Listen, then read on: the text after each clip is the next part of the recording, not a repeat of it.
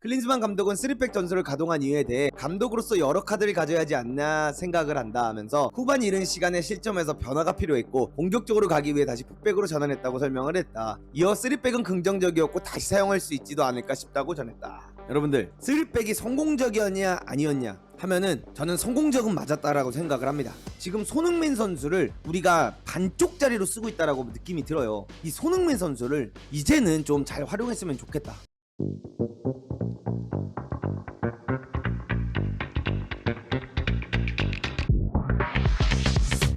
한국 축구 처음으로 승리 확률이 밀렸다라고 합니다. 8강 호주전 47.6%로 책정이 되었다라고 합니다. 축구 통계 업체 옵타가 31일에 공개한 한국과 호주의 대회 8강전 승리 확률에 따르면 한국의 승리 확률은 47.6%, 호주의 승리 확률은 52.4%로 각각 책정됐다. 격차는 4.8포인트 차다. 한국과 호주의 아시안컵 8강은 내달 3일 오전 0시 30분에 카타르 알와크라의 알자누브 스타디움에서 열릴 예정이다.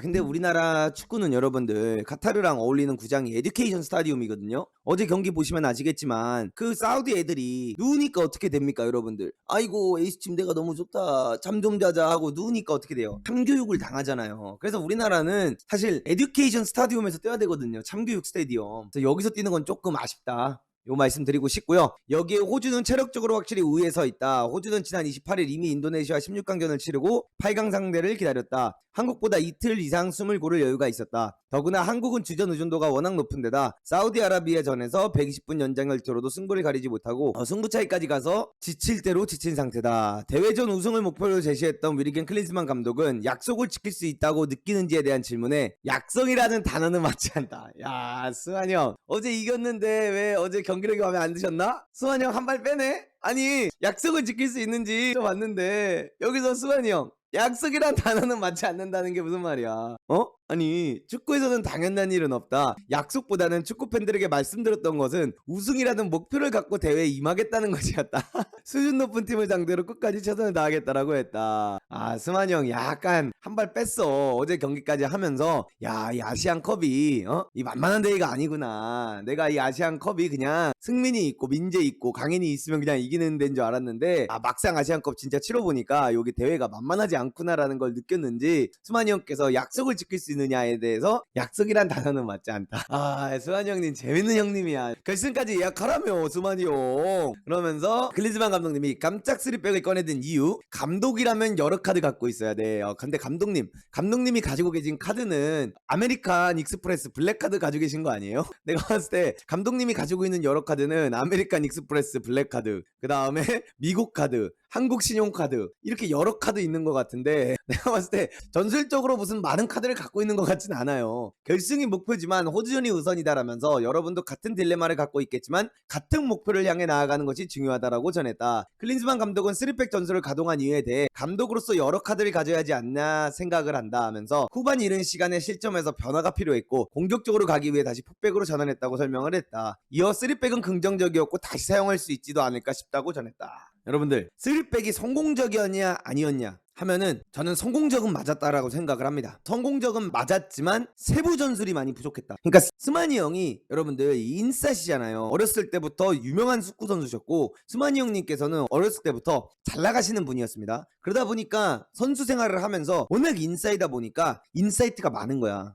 상대가 이렇게 5백으로 나오고 상대가 5-3-2로 나오면 우리도 5백을 가야 된다. 그러니까 요런 짬을 잘 알고 계시는 거예요. 어떤 느낌인지 아시죠? 그러니까 요런 짬이 좋으신 거지 세부 전술은 없는 거예요. 그래서 어제 경기 같은 경우에도 흐름상 내가 인싸인데 흐름상 요런 경기는 5백이 맞다 하고 그냥 5백을 간 거예요. 그러면서 5백을 가고 애들아 해줘, 요게 이제 나왔던 거죠. 근데 어쨌든 제 생각에는 3백을 갔기 때문에 어제 1실점밖에 안 할 수 있었다, 전 요렇게 보여집니다. 그래서 어쨌든 그거는 긍정적인 게 맞으나 세부 전술은 부족했다. 김진수는 팀 훈련을 소화하고 있고 기쁘게 생각한다라면서 오랜 시간이 걸렸고 출전에 문제가 없다. 앞으로 많은 출전 시간이 주어질 텐데 어떻게 활용할지 고민해 볼 것이다 라고 설명을 했다. 근데 여러분들 저는 이 부분에 있어서 제가 어제 라이브를 계속하면서 입중계를 하면서도 제가 계속해서 했던 말이 있습니다. 제가 어제 어떤 이야기를 했냐면 사실 서령우 선수가 환상적인 어시스트를 한 것도 맞는데 김진수가 팀 훈련을 소화하고 있고 출전에 문제가 없었으면은 어제 후반전에 황희찬을 투입할 때 김진수를 넣었으면 저는 연장전 안 가고 끝냈을 거라고 생각을 합니다. 저는 진짜 그렇게 생각을 해요. 서령우 선수가 당연히 뭐 국가대표에서 뛰는 선수이고 좋은 선수는 맞습니다. 좋은 선수가 아니라면 국가대표에 뽑히지 않았겠죠. 뭐 이기재 선수도 마찬가지고 대표팀에 가 있는 모든 선수들은 뛰어난 선수이고요. 대단한 선수들입니다. 그렇기 때문에 대표팀까지 가는 거예요. 대표팀 들어가는 게 쉬운 게 아니잖아요. 허나 어제 경기에서 김진수가 만약에 들어왔더라면 저는 연장전 안 갔을 거라고 생각을 합니다. 그래서 이 부분은 왜 어제 연장전까지 가서도 김진수를 투입을 안 시켰는지는 솔직히 조금 궁금하다. 감독님께서 여러 카드가 있다라고 하셨는데 진수형을 호주전을 위해서 아껴놓은 건지 뭔진 모르겠는데 카드 아끼다가는 똥돼요 형님. 클린스만 형님 부탁드립니다. 스만이 형 더 이상은 카드가 있으면 꺼내주세요. 그 직원들이 여러분들 회식을 할 때 카드 잘 쓰는 카드 잘 쓰는 대표 좋아하지. 현금 5만원 주고 맛있는 거 먹어라 이런 사람 안 좋아하거든요. 카드를 쓸 수 있을 때는 화끈하게 써야 된다. 제발 이제 그만 아꼈으면 좋겠다. 필살기를 조금 보여줬으면 좋겠다라고 얘기하고 싶고요. 로테이션에 대해서도 염두에 둘 필요가 있다. 클린스만 감독은 선수들의 컨디션을 체크해보고 어떤 변화를 가져갈지 고민해봐야겠다라고 이제 말을 했는데 로테이션은 없습니다 여러분들. 대회에서 무슨 로테이션입니까? 16강을 들어갔고 8강에 들어가면 스만이 형이 이번 경기에서 돌릴 수 있는 유일한 로테이션은 누구냐? 민재 휴식이에요. 제가 요거는 스만이 형님에게 알려드리겠습니다. 스만이 형님 제 유튜브 요즘 보시는 것 같은데 영어로 해드려야 되나? 통역가 없이 보시려면 Hello Mr. Klinsmann. Next game against Australia. Only rotation you can do is 민재. 민재 로테이션 돌려도 됩니다. 호주전에는 민재 로테이션 돌려서 민재 옐로카드 안 받게 하고 민재가 4강 결승 뛰게 만들어야 돼요. 왜냐? 4강에 요르단 만날 가능성이 높거든요. 물론 타지키스탄이 이길 수도 있겠지만 그거에 대한 예측은 제가 나중에 조금 더 하겠지만 저는 왠지 요르단이 될 것 같다는 느낌이 아직은 있어요. 막상 경기를 또 이제 까봐야 알겠지만 요르단전에 민재 없으면 사고예요. 그렇기 때문에 저는 로테이션 돌리고 싶다면 유일한 로테이션은 민재다. 이렇게 말씀드리고 싶습니다. 이게 미친 생각이라고 하실 수도 있어요. 근데 연장전 보시면 아시겠지만 민재 선수가 결국에는 힘들어서 나갔고 경기가 끝나고 나서도 믹스존에 가서도 인터뷰도 거절했다라고 해요. 정중히. 그거 보면은 김민재 선수가 지금 얼마나 힘든지를 좀 느낄 수 있지 않을까. 전 이게 좀 보여지고 부상 위험도도 있고 옐로 카드도 있기 때문에 호주전에는 여러분들 진짜 민재 없어도 이길 수 있습니다.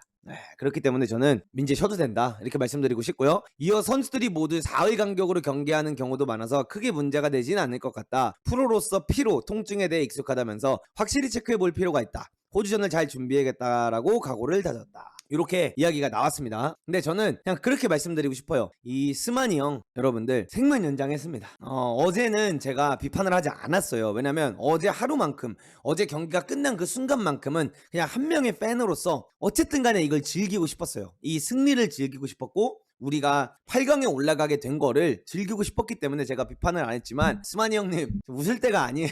어제 경기력이 우리가 좋았던 게 아니야. 스만이 형. 스만이 형은 아마 이렇게 단순하게 생각하실 거예요. 어제 후반전처럼만 우리가 경기하면은 우리는 이 대회를 우승할 수 있다. 아마 경기가 끝나고 선수들한테 난 그렇게 얘기했을 거라고 생각을 해요. 후반전 딱 끝나고 나서 우리가 공격을 몰아붙였고 막 슈팅을 많이 하면서 막 잘했잖아요. 그래서 스만이 형은 어제 경기를 돌이켜봤을 때 이렇게 생각을 할 거예요. 야, 왜 우리 이 후반전처럼 경기를 못하냐? 왜 우리가 후반전에 한 것처럼 공격을 못 퍼붓냐? 라고 말씀을 하시겠지만 미안하지만 어제 그거는 80분까지는 완전한 만치니의 승리였습니다. 후반 80분까지는 만치니가 전술적으로 교체적으로 이 모든 거를 다 승리했는데 후반 80분부터 만치니가 절었어요. 내려앉기 시작했고 공격을 다 포기하기 시작하면서 이거를 내가 버티면 된다라고 생각을 했는데 만치니는 추가 시간이 10분 이상 나오지 않을 거라고 생각을 하고 그 선택을 한 것 같아요. 허나 추가 시간이 10분이 나오면서 변수가 생겼던 거죠. 근데 만치니 형 그건 알아야지. 형 선수들이 얼마나 누웠는데 당연히 10분 정도 나오지. 만치니 형. 만치니 형 속상하겠어. 스만이 형한테 전술적으로 졌어. 내가 만치니 형 있으면은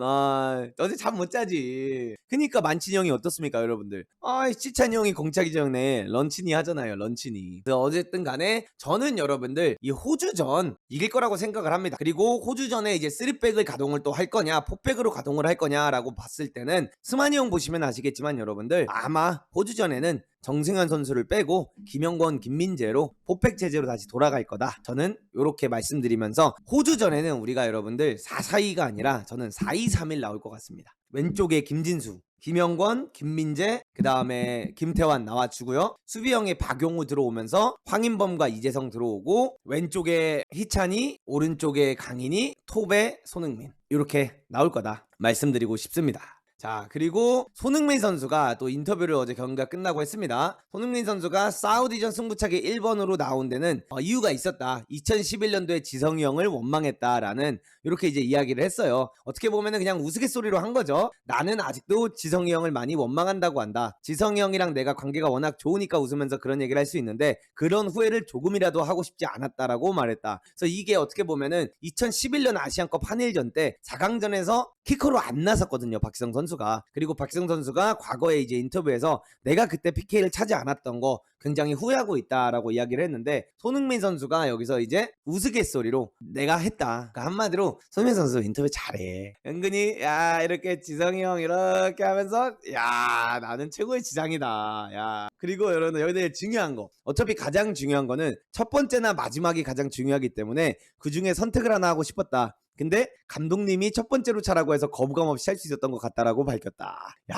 그 전술수첩에 여러분들 글자가 많이 안 써 있었는데 그 전술수첩에 유일하게 써 있던 것 중 하나가 흥민아 1번으로 차. 이거였던 것 같아요.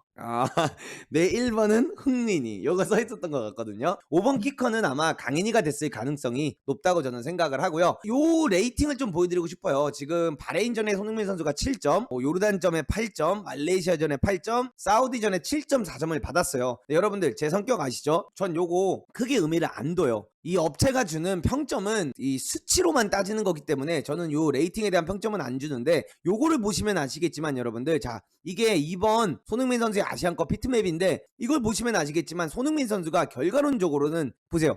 요 좌측 혹은 우측에 빈도수가 높다라는 겁니다. 그럼 여기에 빈도수가 높다라는 건 뭘 의미하냐면 결국 손흥민 선수가 활약을 잘하기 위해서는 공격수로 나오는 게 아니라 좌측 윙이나 우측 윙으로 나와서 상대들이 손흥민에게 끌려다니는 상황이 나왔을 때 손흥민의 빛이 발휘된다는 거예요. 그래서 저는 이거를 보면서 스마니 형님께 한마디 말씀드리고 싶은 게 왜 도대체 이 대단한 선수의 XG 값이 0이라는 거냐.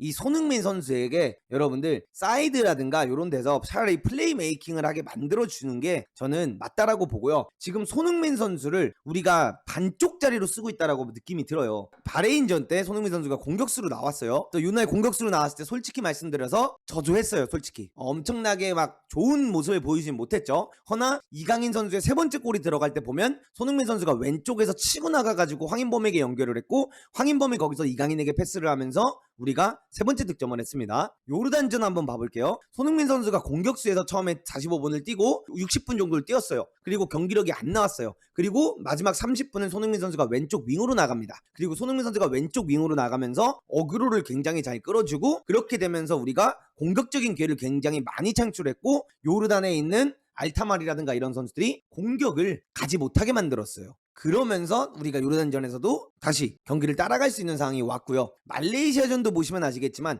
전반전에 공격수로 나왔고 우리가 점점 경기력이 안 좋아질 때 손흥민 선수가 왼쪽 윙으로 나옵니다. 그러면서 손흥민 선수가 왼쪽 윙에서 또다시 어그로를 끌어주면서 서령우 오버래핑 사용하고 왼쪽에서 김진수 나가는 것도 사용하고 왼쪽에서 공격적으로 가져가다 보니까 어떻게 되냐? 기회 창출이 많이 됐어요. 그러면서 우리가 말레이시아한테도 극적으로 역전까지 했다가 결과론적으로는 무승부가 됐지만 손흥민 선수가 결국 가운데 있는 것보다 왼쪽으로 나갔을 때도 잘한다는 거고 지금 사우디아라비아전도 보시면 아시겠지만 손흥민 선수에게 몇 번의 1대1 찬스가 오긴 왔어요. 허나 너무 수비만 하다가 한 번씩 기회가 오니까 손흥민 선수가 그런 기회를 살리기가 굉장히 힘들죠. 그리고 손흥민 선수가 이날 경기에서도 오른쪽 윙으로 빠져서 결국에는 후반전에 경기를 가져갑니다. 그리고 손흥민이 오른쪽에 나와서 경기를 뛰다 보니까 어떻게 되냐? 오른쪽에서 안으로 치고 들어가면서 왼발 슈팅도 할 수 있고 오른쪽 사이드에서 밀고 들어가면서 크로스도 올릴 수 있고 김태형과 연계 플레이도 나오면서 손흥민의 역할이 빛났고요. 손흥민이 사이드로 빠지면 좋은 장점 중 하나가 뭐냐면 손흥민이 사이드로 빠지게 되면서 상대방들이 손흥민에게 집중하러 오게 된다는 거예요.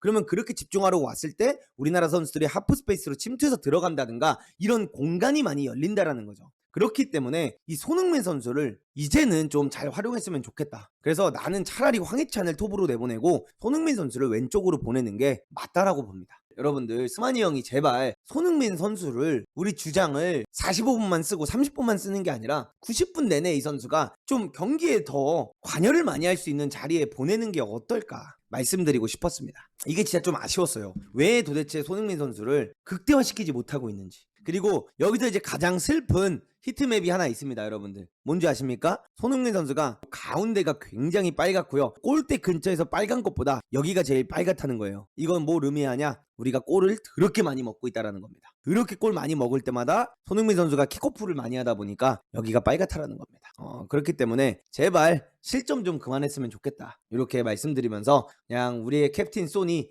저는 조금 더 활약을 잘할 수 있는 모습을 보고 싶고 캡틴 소니 필드골을 빨리 넣는 모습을 꼭 보고 싶습니다. 자, 지금부터 심층 분석 들어가 보도록 하겠습니다. 뚜뚜뚜뚜뚜뚜